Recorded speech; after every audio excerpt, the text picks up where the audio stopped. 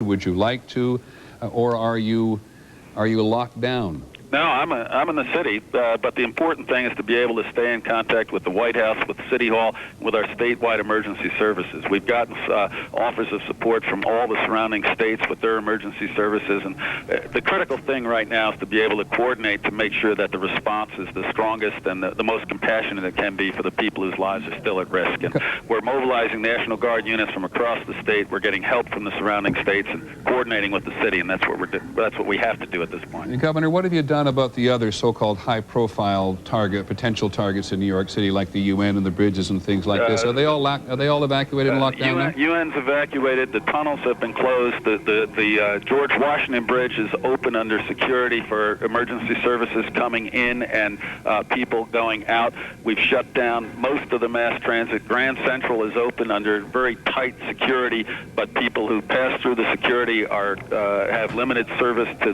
the northern suburbs, and we're doing the same thing on Long Island. But the important thing now is to provide as much help as quickly and as effectively to those whose lives are at risk or those who've been injured, and we're working with the city and federal officials to make sure that happens. Do you believe that New York City is now under control? New York City has been under attack, and until we get through this, we just have to continue to respond as strongly as we can. And are you in a profile now? Are you in a position where you actually think there's a potential for more?